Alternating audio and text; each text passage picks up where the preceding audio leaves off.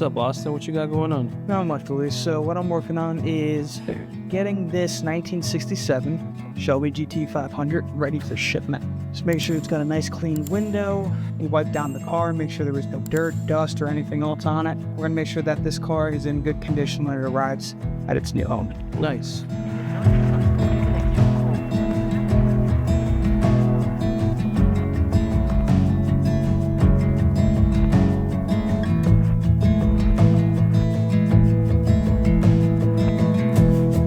So right now I am going through all the original parts that are for this car. So obviously, it being a classic 1967 Shelby GT500, you know, some parts had to be replaced, but because these parts are so rare and so important, we wanted to make sure that we saved them and that they would go with the car to their new owner.